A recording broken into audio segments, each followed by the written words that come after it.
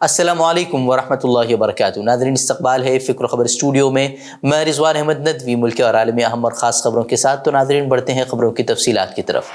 BJP हुक्मरान रियासतें अब ऐसा लगता है कि इसराइल के नक्श कदम पर उनसे ज़्यादा सख्त तरीक़े से अमल पैरा हो रही हैं।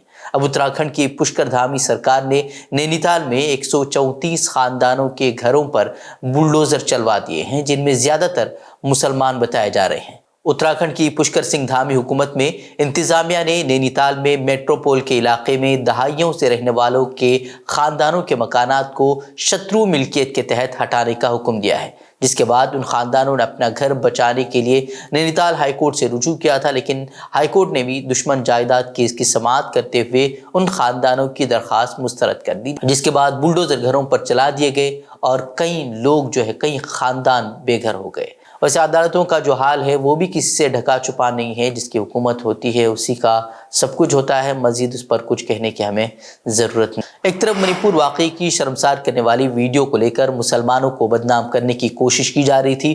खुद को मुल्क की सबसे बड़ी न्यूज़ एजेंसी बताने वाले ANI ने भी वाक़ई के लिए मुसलमानों को जिम्मेदार ठहराने की कोशिश की थी और कई मीडिया आउटलेट्स ने भी इसी तरह से किया था और गिरफ्तार शख्स का नाम मुसलमान बताया था। फिर जब फैक्ट चेक हुआ तो उन्होंने आहिस्ते से ट्वीट ही डिलीट कर दिया।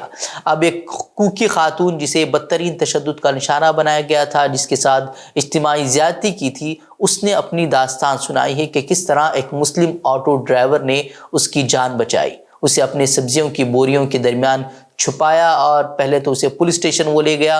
फिर जब उसने देखा कि पुलिस वाला ही मैतई बरादरी से है तो फिर उसने उसे कहा कि उसका यहाँ ठहरना मुनासिब नहीं है। फिर वो उसे लेकर वहाँ से उसे अपने लोगों तक उसने पहुँचा दिया। क्विंट पर यह वीडियो अपलोड हुई है, उसे आप जाकर देख सकते हैं। लेकिन गोदी मीडिया और अंधभक्त अब भी मुसलमानों को बदनाम करने की कोशिश कर रहे हैं और जो असल गुनहगार हैं, असल खाती हैं, जिन्होंने इस तरह सब कुछ चलने दिया 70-80 दिनों तक और अब भी जो हालात हैं वो संभले नहीं हैं, लेकिन फिर भी इस मामले को हुकूमत को बचाने की लगातार कोशिश हो रही है और मामले को डाइवर्ट करने की कोशिश वो की जा रही हैं और अंधभक्त वो मुसलमानों को ही मुर्द इल्ज़ाम ठहराने में और तरह तरह की दलीलें देने में वो अब लगे हुए हैं। मणिपुर तशद्दुद और वहाँ पल पल बिगड़ते हालात के लिए जहाँ बीजेपी और मरकजी हुकूमत को जिम्मेदार करार दिया जा रहा है, वहीं आसाम के वज़ीर आला हेमंत बिस्वा शर्मा ने मणिपुर के हालात के लिए कांग्रेस को जिम्मेदार ठहराया है। शर्मा जो खुद मणिपुर के मामलात में दखील रहे हैं, उन्होंने कहा कि मरकज़ और रियासत की साबिक़ा कांग्रेस हुकूमतों ने मणिपुर के मुख्तलिफ कबीलों और बरादरियों के आपसी इख्तिलाफ़ात को ख़त्म करने की कोशिश नहीं की, बल्कि उसे फ़रोग़ दिया, जिसकी वजह से वहाँ हालात ख़राब हैं। बता दें कि मणिपुर में ख़वातीन को बरहाना कर गाँव में घुमाने की वीडियो मंजर आम पर आने के बाद से हुकूमत ने घड़ियाली आंसू बहाते हुए कार्रवाई की बात कही थी। हालांकि मामला 2 माह पुराना था और तमाम जानकारियों के बावजूद कोई कार्रवाई अब तक नहीं हुई। मामला 2 माह पुराना था और तमाम जानकारियों के बावजूद कोई कार्रवाई अब तक नहीं हुई थी। वहीं अब ये बात कही जा रही है कि ये इकलौता वाकया नहीं था, यानी कि जो खवातीन के बरहाना करने का वाकया था, उनके इस्मत दरी का जो मामला था वो एक नहीं है, बल्कि मणिपुर में गुज़िश्ता 2 माह से जारी नस्ली और फ़िरक़ा वाराना तशद्दुद के दौरान ऐसे मुतअद्दिद वाकयात हुए हैं जो कि मंज़र आम पर आने के मुंतज़िर हैं।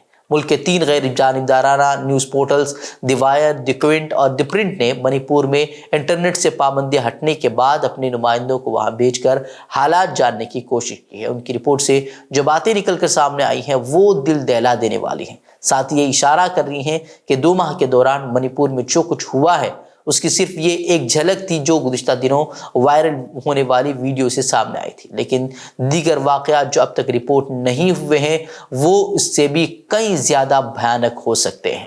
वहीं पार्लियामेंट के मानसून इजलास में मणिपुर के वाक़े पर हंगामा जारी है। अपोजिशन इस वाक़े के हवाले से वज़ीर आज़म के बयान पर बज़िद है। पीर को सुबह 10:30 बजे अपोजिशन जमातों के इत्तेहाद के अरकान पार्लियामेंट हाउस में गांधी मुजस्मे के सामने एहतजाज भी करेंगे और वज़ीर आज़म के बयान का मुतालबा करेंगे। मणिपुर के मामले पर जुमेरात और जुमे को भी काफ़ी हंगामा आराई पार्लियामेंट में देखने को मिली, जिससे पार्लियामेंट की कार्रवाई मुतासिर हुई। अपोजिशन का मुतालबा यही है कि मणिपुर की सूरत हाल पर कायदा नंबर 267 के तहत लोकसभा और राज्यसभा में बहस की जाए।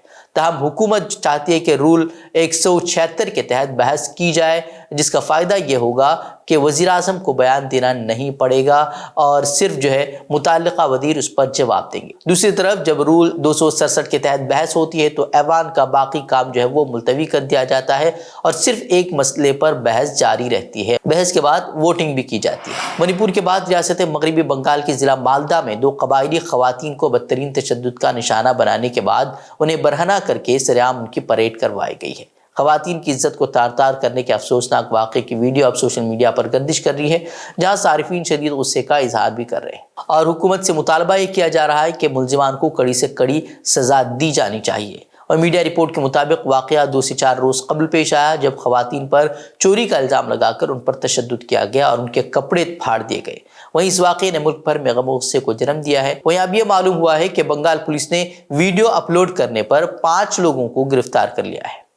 مسلم فریق نے اتر پردیش کے وارانسی کے گیان واپی کمپلیکس میں واقع شرنگار گوری کی روزانہ پوجا کرنے کا مطالبہ کرنے والی ایک عرضی پر ہائی کورٹ کے فیصلے کو سپریم کورٹ میں چیلنج کیا ہے۔ الہ آباد ہائی کورٹ نے شرنگار گوری کی روزانہ پوجا کرنے کا مطالبہ کرنے والی عرضی کو قابل سماعت قرار دیا ہے۔ مسلم فریق الہ آباد ہائی کورٹ کے حکم کو چیلنج کرنے والی عرضی پر پیر 24 جولائی کو سپریم کورٹ سے جلد سماعت کا مطالبہ کرے گا۔